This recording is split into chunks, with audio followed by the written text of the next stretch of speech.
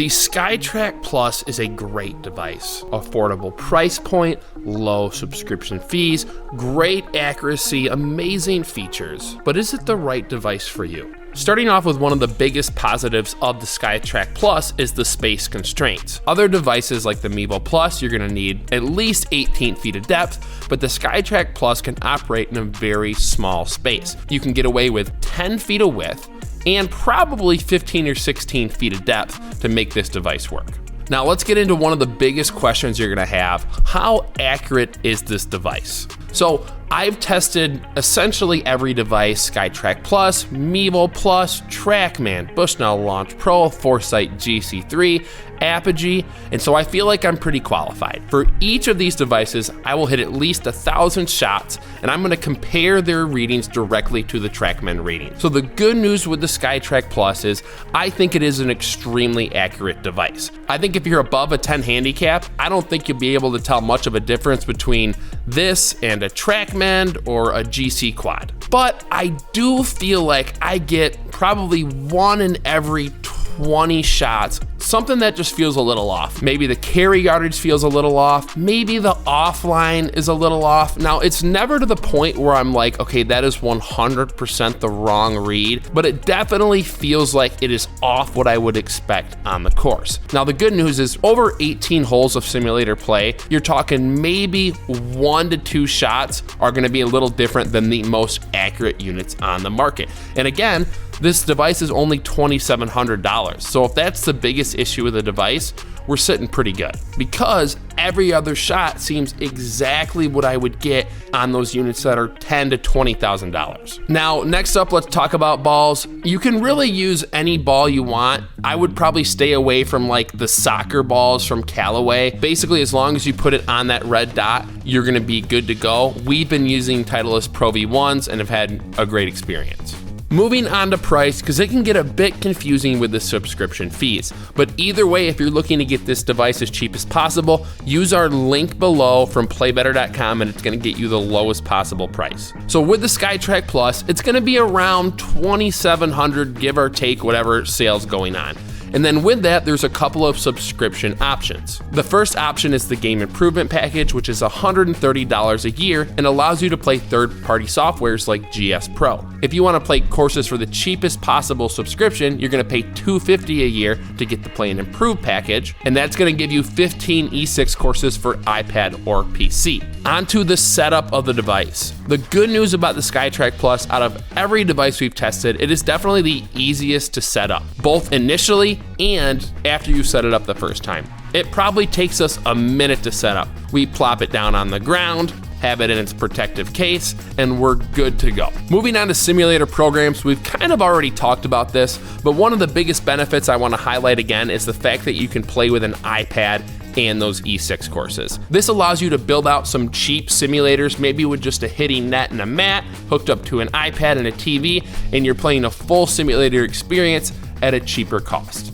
If you want to spend money on a PC, which we recommend, then you pretty much have the full set of simulator programs you can use with the SkyTrak Plus. GS Pro is not officially integrated, but there is a workaround to get it to work. And one other thing I want to highlight, I generally don't use like the default program that comes with the device. I'll just link it to GS Pro and use all their features. But the SkyTrak Plus's default program, like their driving range and stuff, was really, really good. I really enjoy their whole setup. I like the 3 colored data tiles that tell you if you hit in the right spin range and launch angle. So I'm really impressed with their software. Next up, battery life. You're gonna get about 5 hours with the SkyTrak Plus, which is enough where you can just leave it without plugging it in for a full round.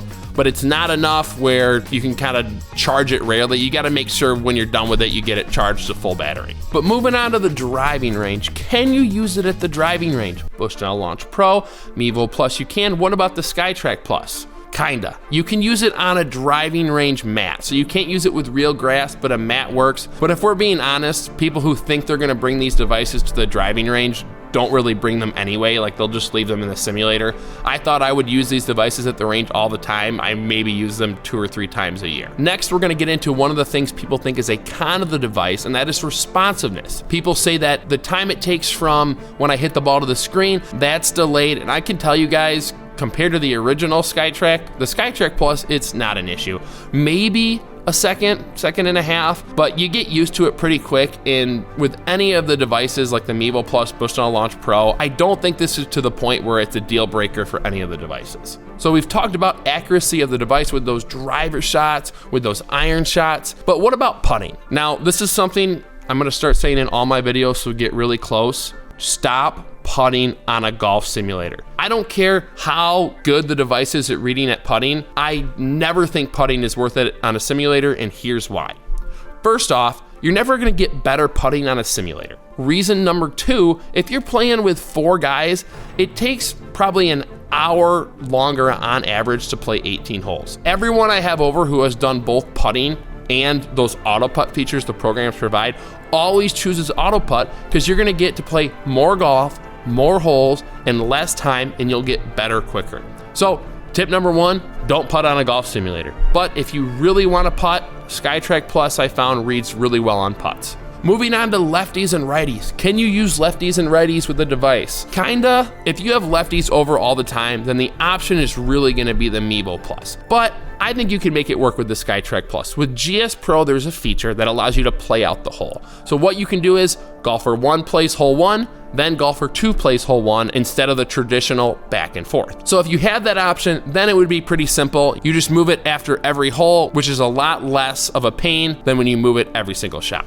So one of the questions you probably have is, how sturdy is the device? Do I need to get the shank tank if I have bad golfers over, maybe young kids? I would highly recommend getting the shank tank. The device is constructed really well, but I wouldn't say the plastic is as durable as the Bushnell Launch Pro. And I would be kind of worried about maybe kids hitting it or a shank going into it. I think it would be pretty rare, but I think it'd be worth the extra $100 to get the shank tank just to keep your device safe. Moving on to quirks of the device. So a quirk for me is something that isn't necessarily a deal breaker, but is something that may be a little annoying for some of you. So quirk number 1 is burr tees, the color you pick. So for other devices like the Mevo Plus, you can get whatever color you want. For the SkyTrak Plus, because it is an infrared camera, you're gonna wanna get black, dark green, or dark blue burr tees to hit with. Other colors can throw off the readings of the device. Next, another small quirk is the red dot. I like that they have the red dot to show you exactly where to hit, but it's nice to have a bigger range, kind of like the Bushnell Launch Pro and Mevo Plus. Is it a deal breaker? No, but you're gonna be hitting in around the same spot every time. And then finally, club stickers. The device says that it reads club path, face angle, club speed without the club stickers, but from my testing, I actually felt like the club path and face angle weren't reliable. That was until I already had club stickers on from my Bushnell Launch Pro. Then I was like, wow, these face angles and club paths are extremely reliable.